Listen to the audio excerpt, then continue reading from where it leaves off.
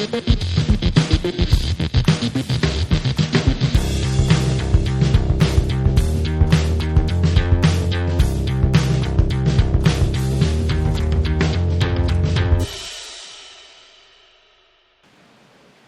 and welcome to Streamlabs Live, a new weekly podcast where I interview streamers and people in the streaming industry.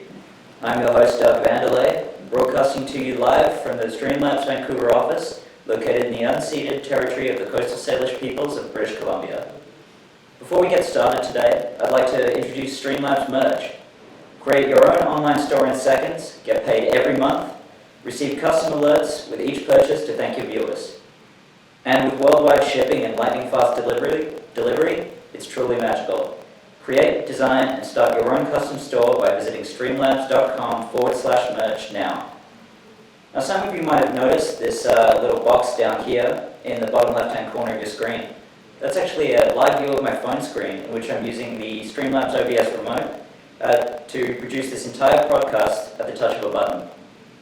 You can follow along with my scene changes as I switch between guests and myself during the podcast.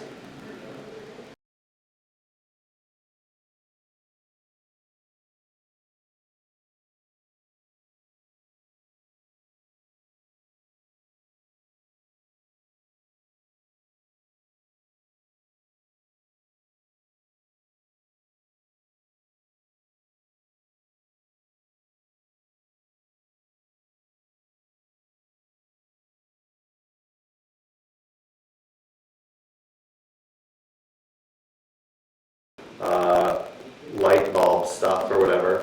And for a long time I've been wanting to get like alerts to work with that and everything because of a recent product that they just launched into it for software and some of the things that Streamlabs does. I was finally able to do it last week, and so I put out a quick tweet just saying like hallelujah, it's not actually live on the stream yet, but it's I finally solved how to do it, and so that was a pretty awesome breakthrough. So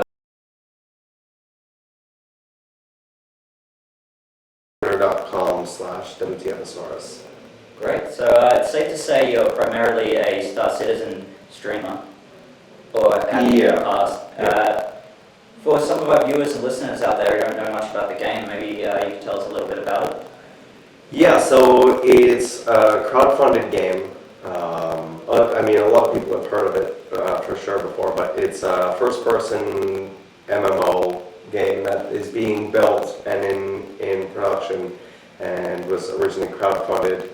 Started it, I believe, back in 2012, and then they went to their own crowdfunding system and all of this other stuff, and it's being built as it goes. So we're getting new patches and stuff like that when as it gets built, and yeah, just been playing a lot of that, and it's being made by the same guy who made Wing Commander back in the day, and there were a lot of really cool things and ideas that they wanted to do that I was really supportive of. And when I first started streaming it, the community was super supportive and everything, and one thing led to another, and I just kept streaming it and still doing it. I do expand out into other games like DayZ or Escape from Tarkov or some other first-person shooters. Once in a while I'll throw in like another game or whatever.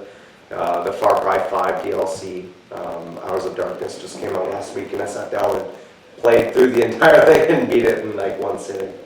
But for the most part, like every stream that I starts with Star Citizen for like an hour, and then I'll go on to something else. All right, sure. Sorry, we've just got to take a brief intermission, but we'll be right back soon.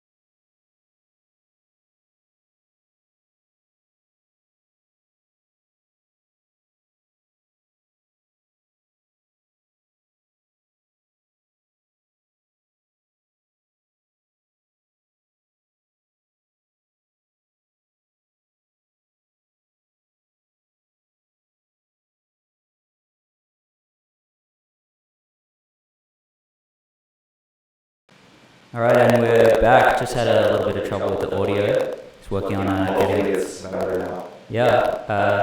Just looking at someone out watching the stream. How are we doing out there? We're on a scale of 1 to 10, potato. All right. So before that break, we were talking about Star Citizen. Right. I understand you get involved with CitizenCon. Yep. So back in, I didn't go last year, so when it's in the UK, I generally, I don't end up making it out to those ones, but in 2016 it was down in Santa Monica. I went down there. This year it's going to be in Austin, Texas, and I'll be down there. That's at the end, I want to say the end of October-ish, around there. Sort of around TwitchCon? Yeah, it's like the next week after TwitchCon. So it's TwitchCon, I fly back to Vancouver, and then I fly back out to wherever it is. What kind of stuff can you see at CitizenCon? So CitizenCon is more of like, just sort of a brief look into what the next year of development, what they want it to be, what they're hoping for and stuff. And last year, they did a little bit more.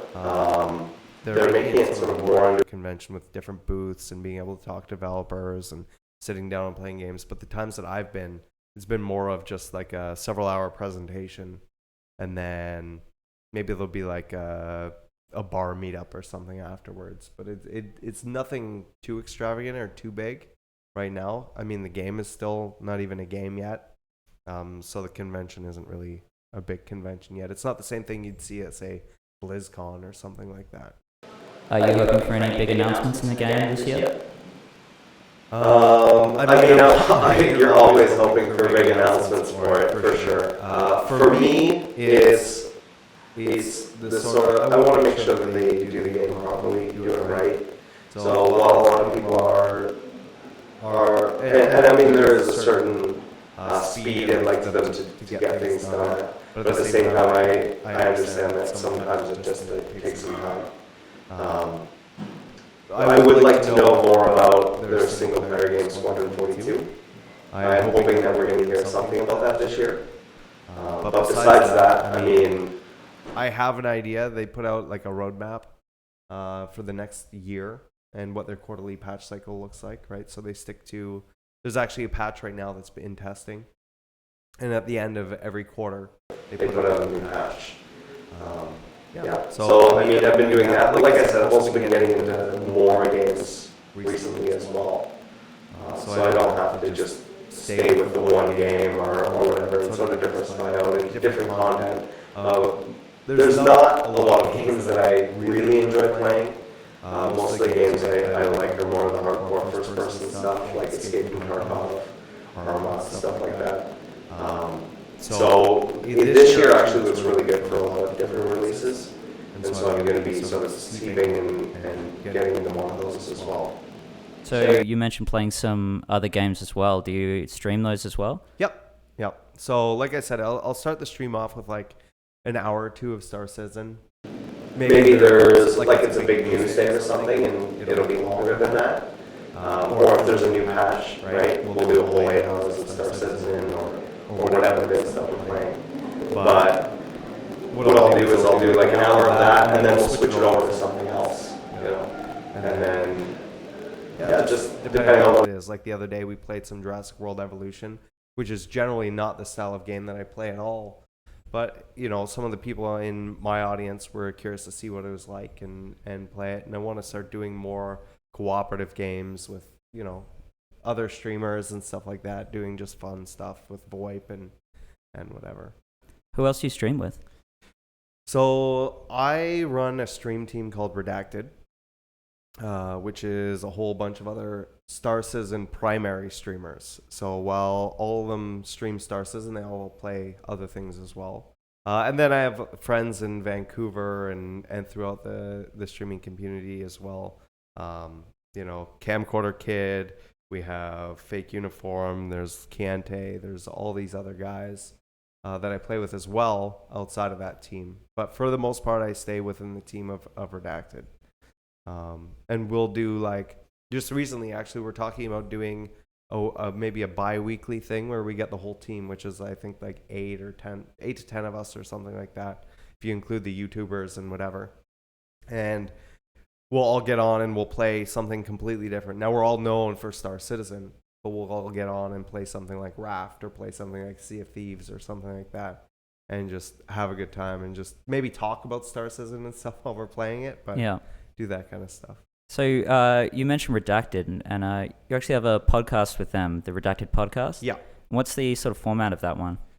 So the Redacted podcast is run by myself and Twerk17, and then sometimes we have a third person on. I find that if you go over 3 people with a podcast, it sort of becomes too crazy, too hectic, and people start trying to talk over each other and trying to get their points across and everything. But that's a weekly Star Citizen podcast that's on at 11 a.m. Pacific on Wednesdays. Well, that's been going for some time now, right? Yeah, so that's been going almost as long as my stream has been going. I actually started streaming back in May of 2014. May 15th, 2014 is when I started. June, and I wasn't playing Star Citizen then. I originally got in because of DayZ, and I was running a DayZ community and built a website and stuff. But around June was when the game first had some playable stuff. It wasn't really a game. It was just a hangar, and there's like a fish tank and stuff. And I just basically used my channel as a chat room where people could go in and talk about Star Citizen and stuff like that. And it sort of blew up from there. And I reached out to a couple other people that were doing that and said, hey, I want to do a podcast. You guys want to do something? They're putting out so much information that the average person isn't going to be able to keep up with everything. So let's see if we can condense it all down, put it in a format that they can watch or listen to, and they can just watch that once a week instead of having to watch all the shows that CIG, which is the developer, puts out, any news that they write, any of their Twitter stuff, any of the Reddit posts on their forums, all of this other stuff. So we take all of that information, we take what we think is the most important and break it down, talk about it, give our opinions and things like that. Cool. Yeah. So where were we on this? So you've actually had some of the Cloud Imperium devs on your channel. Yep. And how did that get around? Did they find you, or did you reach out to them? Yeah, I mean, so I've been to their studio in Santa Monica, and I've been to the one in Austin. And they actually have TVs and stuff like that throughout their office, where they have the streams on. So they have whatever the top streams are on their walls and things like that. And some of the devs watch my streams, some of the devs watch other guys' streams or whatever. And yeah, we end up finding out, like, we'll have a discussion on the podcast or I'll say something. There's been I'll talk about music, or I'll talk about some of the changes I want to see to like a Star Marine level, which is the first person aspect of the game, like the shooter aspect. And then I'll get a response being like, "Yeah, okay, we'll think about that," and whatever. And I'll be like, "Okay."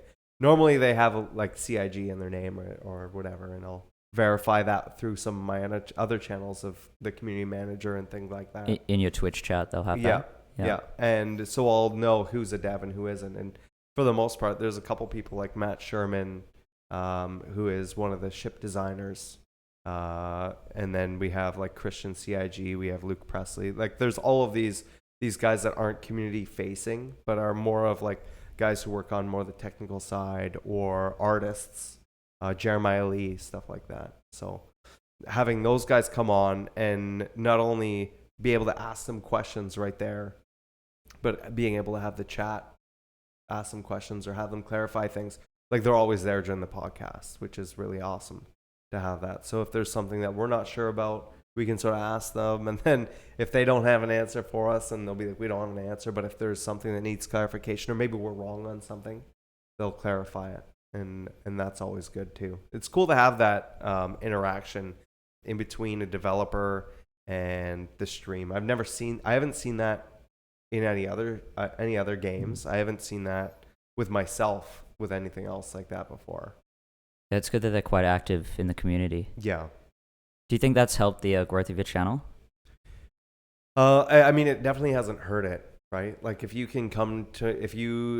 come to my channel and you know that there's going to be actual developers there of the game, and you can get answers to something specific that maybe you're looking for an answer for, or even if you're, maybe they'll drop some information that you wouldn't have known somewhere else, or they would have clarified something. Like, one of the big memes of the game is what ship fits in what ship, right? And Matt Sherman being around as much as he is, he's one of the ship designers. And so he can usually say, okay, well, this is the smallest ship that this can fit in, or whatever. And so that's not something that you would maybe get from anywhere else. Yeah. So some people will come to the channel because of that, for sure. Cool. So can you tell us a bit about your journey to becoming a partnered streamer on Twitch? Sure. So I've sort of run all kinds of different businesses and everything since about the age of 20. And the last one I did before I started streaming was I was doing web development, graphic design. I really enjoyed it, but I didn't enjoy working with clients, right? Having to do revisions all the time and all this other stuff. So I said, okay to myself, what if I start building some websites for myself, right? And see what I can do with that kind of stuff. Try and make money off of ads or do whatever. And one of the first opportunities that I saw was when DayZ first came out as a mod. This is back in 2012. When it first came out as a mod, there were still private servers and all of that other stuff, but they only had they didn't even have a subforum. They had one thread for all the different private servers, right? Yeah. So imagine trying to find your private server, the admin for that private server, to ask them a question of, or report a hacker or something. So I saw an opportunity there that I built a website called Survive DayZ. And I said, okay, I'm going to build forums. I'm going to host them all. I'm going to build individual subforums for each one of these servers, and I'm gonna find. So I went through that one thing on the DayZ website, and I individually private messaged every single admin. It took me about 2 weeks to send out, hey, this is what I'm doing. If you want to open this up, and then on your message of the day, so when someone logs into the game, they say, if you have any questions or concerns, go here, right? So we went from 0 to 500,000 hits within a month. Wow. So that blew up really quickly. And then we started doing other things like getting into modding ourselves and things like that. But I saw streamers come out of that, right? This is around the same time, I think, that we saw guys like Lyric, Bikeman, Sacriel, all of these kind of guys that I was like, oh, okay. They're streaming and they're doing this for a living. And I was really interested in how all of that worked. I've always sort of been interested in the more of the technical side, but even like the reality TV show kind of stuff, or like I messed around on Stick'em. I don't know if you remember that website back in the day. I'm not familiar with that one. Yeah, so I think that was one of the first ones that came out where you could actually broadcast out. I remember I would turn it on and I would just talk. And there would be like 5 people there or something, right? Yeah. And you just talk about random stuff or whatever. And there was no schedule. There was no real monetization of it or anything like that. Anyway, so I saw all these guys doing this, and I was building the website and stuff. And I was like, okay, I'm going to save enough money where I can try this out for 6 months, not have to worry about working, so I can put 120% into it. Did a ton of research, right, on how are people doing alerts? What are they using to broadcast? Why are people watching them? All of this other stuff. And then on May 15th, I had everything ready. I had built a computer over 3 months. Parts came in one at a time, which was really rough, right? Because it's like, you just want to play it right away and you can't. So I did all this stuff. In the meantime, I'm just researching everything and absorbing as much information as I can. May 15th rolls around, we start streaming. Then I started playing things like DayZ, which is where I came from. Then Arcade came out, which was good for a little while until that became a sort of a dumpster fire with its pay-to-win stuff. And then Star Citizen came around, and I had already picked up Star Citizen because this was the first time that I had a real gaming PC. And so I had gone on a binge of what are all the games that are going to be really impressive that this computer is going to be able to do? Like, I want to push it to its limits. Because before this, I only had like Sony Vaio laptops or whatever.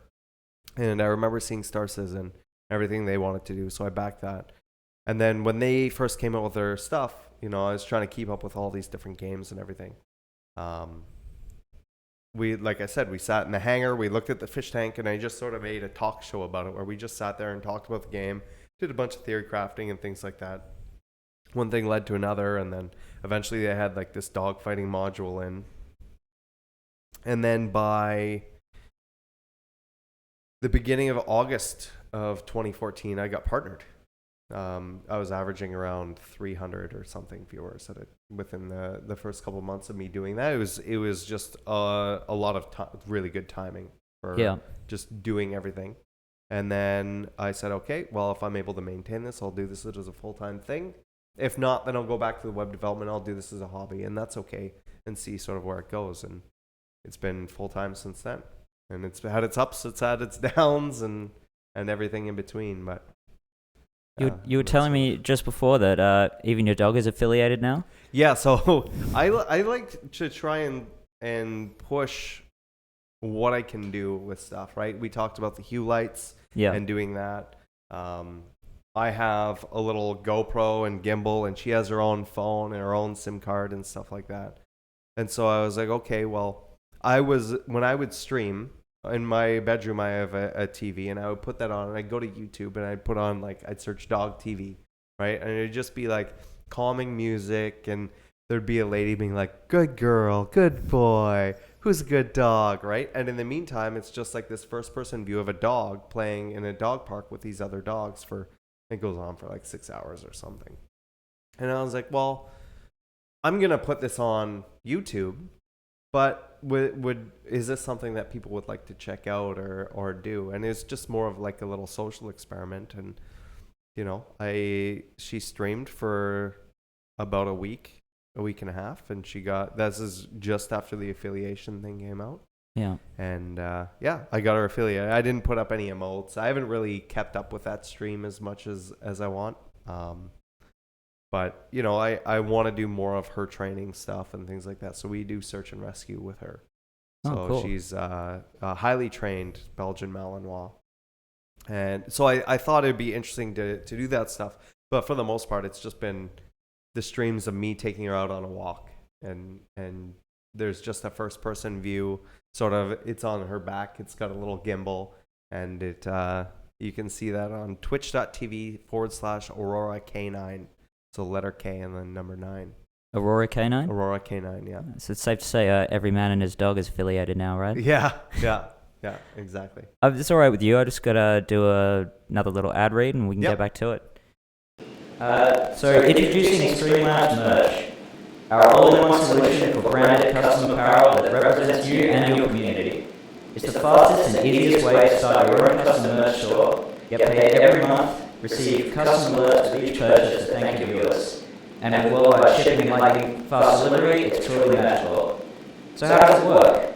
We handle printing, shipping, fulfillment, and customer service for you, so that you can keep doing what you do best. It's easy to set up, and the upload wizard will help you create your own store in seconds. Don't have a logo? No worries, we can help you make one. Streamlabs merch gives creators another way to get paid doing what they love, and lets viewers show their support beyond the broadcast with something that they can hold in their hands and wear in real life. Create, design, and start your own custom merch store by visiting streamlabs.com/merch now. Also, tag us on Instagram repping your favorite streamer to be featured on our page at Streamlabs Merch. And back to the podcast. So, you were covering a lot of E3 this week. Yeah. What would you say you're most excited about from the E3 Cyberpunk coverage? 2077. Cyberpunk? Not even a question. It's something that I've been excited about for a while. Everybody knows the reputation of CD Projekt Red is pretty good. Yeah. Right. Especially I didn't even play The Witcher, but I know a lot about it. I've watched it quite a bit. That whole theme doesn't really do anything for me. The sort of fantasy stuff. I'm more into the sci-fi side of things, or more modern stuff. So when they announced that they were doing Cyberpunk 2077 based off the tabletop RPG Cyberpunk 2020, I was really excited for that. And that was announced way back in 2012 as well. I remember that first trailer. It was crazy. Yeah, and it was more of a moving image, I guess is the best way to put what that trailer was, right? Yeah. It wasn't a whole lot. It was just sort of an announcement trailer. And there were sort of rumblings about Cyberpunk 2077 was going to show this year. And then we saw that trailer, and that was really awesome. And I've watched that probably 30 times or 40 times already on the stream, let alone off the stream. And then you have all the games journalists and everybody. And I'm a little bit jealous because I didn't go to E3. I wish I would have, just to be able to go in and see the 50 minutes of gameplay that they showed to everybody. But every single person who saw it was impressed with it and was like, this is the best thing I've ever seen. And even now, like before this podcast, I was in the other room on the computer on the Cyberpunk subreddit, just reading subreddit, like looking for any new information or any new screenshots or anything else. And I don't think we're going to get anything else from them for E3, but I'm looking forward towards Gamescom and hoping we're going to get some games footage then.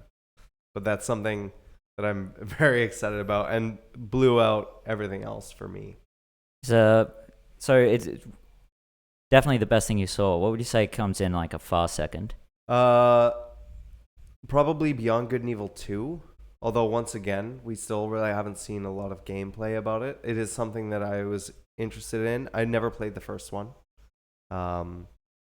But it looks really interesting, and it has a lot of the same sort of themes that Star Citizen does. So I'm really curious to see how they're going to tackle those things. And it genuinely looks like a really good game as well. Yeah. So that's another one that I'm looking forward to. Makes me think I'm cautiously optimistic about the new Bethesda title, Starfield. Yeah, so those were just announcement trailers, right? Yeah. So it was basically, here's a planet, here's a satellite, here's the title. And there's the same thing with The Elder Scrolls 6. Right? Yeah. Was here's some mountains, here's some trees, here's the title. And like I'm hyped, but I don't know what about. Yeah, and I think that I believe it was Todd Howard, right? Yeah. Right. Yeah. He's Bethesda. That he's wanted to do this sci-fi thing for a very long time, and then there were sort of leaks about it earlier this year, and late last year. And I remember hearing about it then and thinking we would see more about it. I'm not surprised there wasn't more about it, but we'll wait and see what it is. If it's going to be something like Fallout, or if it's going to be something like Skyrim, or Maybe even a shooter or something. Right? Or Yeah. maybe something completely different. Cool. So, what do you think about this? Ninja tweeted earlier this week about when he went to that Fortnite event. Yep. Want to know the struggles of streaming over other jobs? I left for less than 48 hours and lost 40,000 subscribers on Twitch. Yeah, that's real. And I mean, I wish I had 40,000 subscribers to lose. Yeah. But that's a real thing, right? Like, I used to. So when I first started streaming, I was streaming 7 days a week. Yeah. And I was doing 10, 15 hours a day. I would my office at the time when I first started was basically in my bedroom. So one half of my room was a computer and a big green screen and all of this stuff. And I had lights and everything. And even the like these lights here, they were up against my bed. Yeah. Right? So I would go off stream, go to bed, the computer's still on, wake up, shower, eat, jump on stream. And that was my life cycle for about a year and a half. And then I tried doing a 24-hour stream. So I did, the stream was on 24/7 for a year entirely, for the entirety of 2016. And that was interesting. You know, I hired voice actors and things like that to run like fake commercials. And Yeah. I went to other streamer friends and said, hey, make a commercial for your stream. I'll throw it in there, broadcast and stuff. And this is before they had the reruns and all of that stuff that they have on Twitch now. And I was doing all of that on my own and everything. And it's a real thing, right? Like if you go away to a convention, I just recently got a laptop for streaming, but going away to a convention, and it's like, okay, well, not only do you want to stream, but you also know that if you're not streaming, it's not like you're not going to gain subs, if any, or you're not going to gain eyes or viewers or whatever. You're just going to lose them. Yeah. Right. So the more time you're on, the better, and the less and that's only a positive. So even if you're on and you don't gain any new subscribers within an hour or something, right? the potential is still there. That potentiality is still there. Whereas if you're offline, it happens, but very rarely. It's like filling And up so something like that, when you're in an extreme situation where he's at, I think, 200 or something thousand subscribers, and he goes away for a week.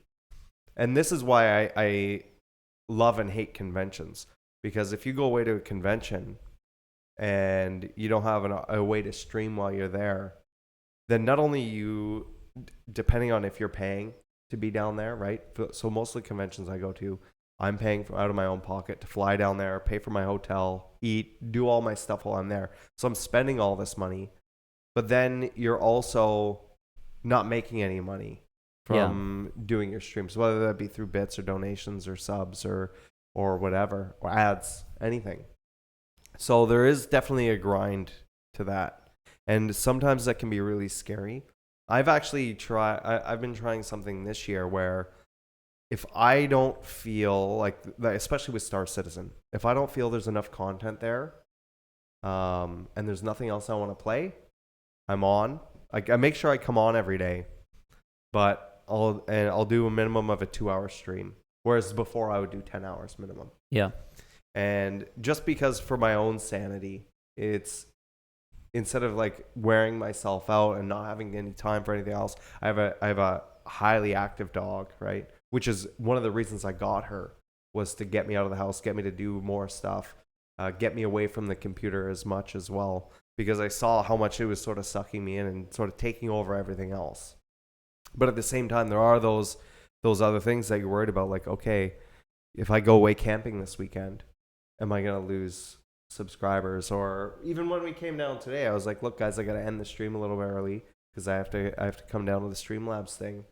And Rix was asking me if I wanted to stream in the meantime, and I'm like, no, it's okay. He's like, are you sure? Are you sure? Like, I know. I'm like, no, it's fine. Like, now I'm in the mindset of, I want to make sure that I'm having a good time, make sure that I'm providing the best show that I can.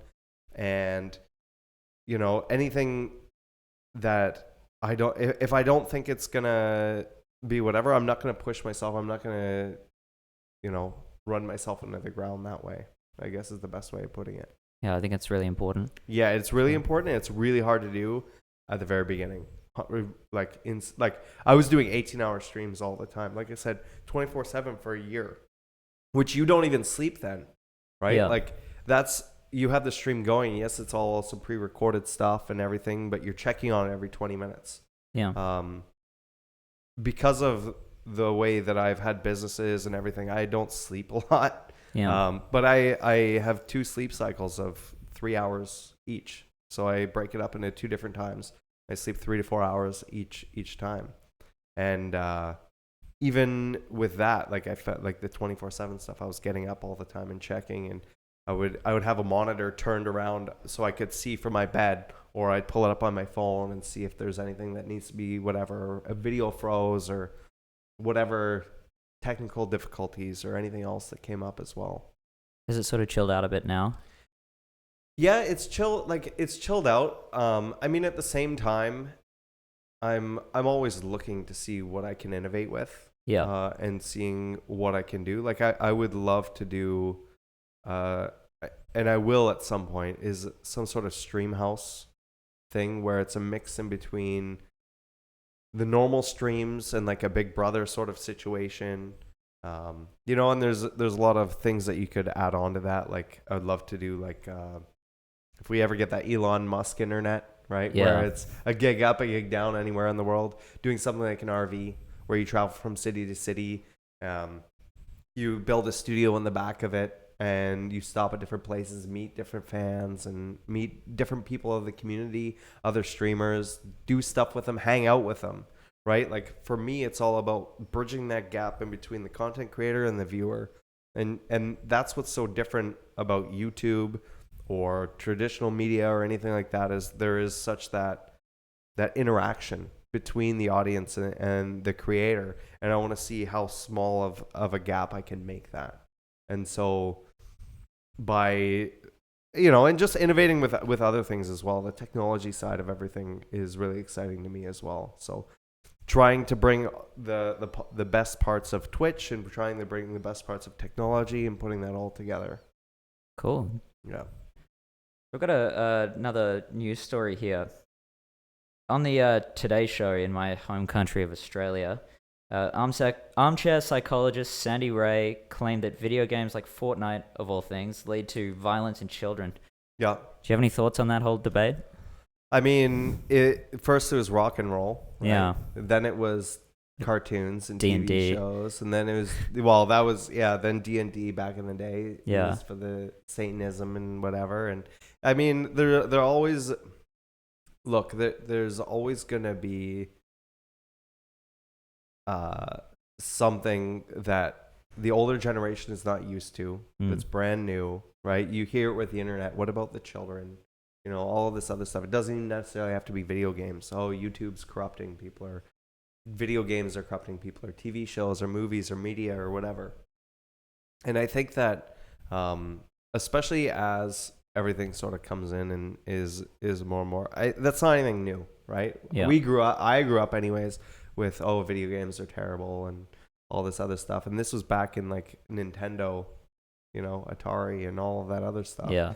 I mean, it doesn't stop. The big thing that you said at the very beginning of that was armchair psychologist. Yeah. Right? I'm not a psychologist. I don't know.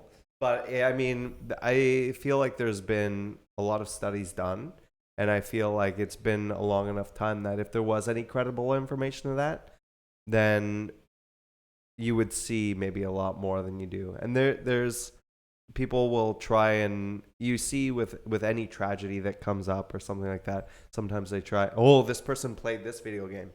Well, yeah, so does the other 99% of the population. Yeah, of course. Or so does, they also drink water. Yeah. Are you going to pin it on them drinking water, or they eat a certain type of food, or listen to a certain type of music? That's not how that works. There's obviously other layers, and people as a whole are incredibly complex.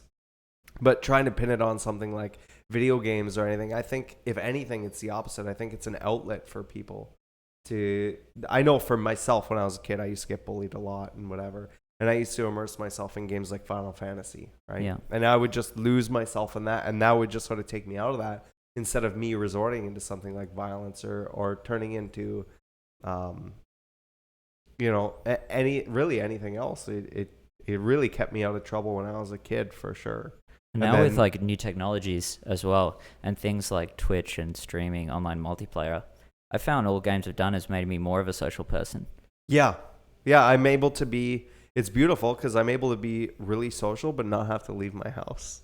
I don't have to worry about whatever. I get to be social. I get to talk to a lot of people. But at the same time, it's like if I don't want to, I can just turn it off and I can go and do something else. And anybody can do that with multiplayer games and everything like that nowadays. Yeah, I think there's a lot to be said about that. Yeah. Well, thanks for coming today. It was no really worries. fun Thank chat. you for having me. So, anything you'd like to plug? The Redacted podcast, we talked about that earlier, is every Wednesday. If you're interested in Star Citizen or want to know more about it, you can check that out on twitch.tv/WTFOSaurus, which is my channel, every Wednesday at 11 a.m. Pacific. I don't know what that is for the rest of the time zone. Good news, though, is you're sitting in front of a Googling machine. So you can Google 11 p.m. or 11 a.m. PST to EST or UTC or whatever it is that you live in. Something like 15 hours back to my hometown. Yeah. But well, and then it's a whole other day. It's all confusing. And I can't track, we have a lot of viewers in Europe and viewers in Australia and the United States and all over. I think as far away as like China and stuff, Japan. It's crazy to see how broad the audience is, really. But I can't keep track of all those time zones. Like when I get on in the morning and I'm like, good morning. And people are like, good afternoon, you mean? I'm like, it's 4, 5, 6 o'clock in the morning.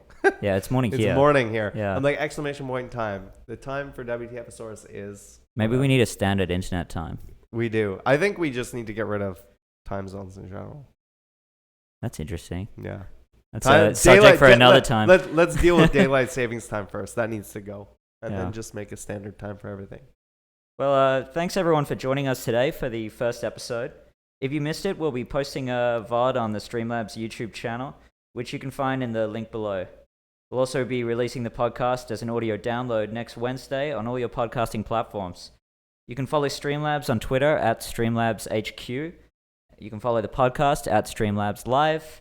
And you can follow me at Doug Vanderlei. Join me next Friday, 2 p.m. Pacific Standard Time, or whatever that is for you, when I talk to Terry Smith.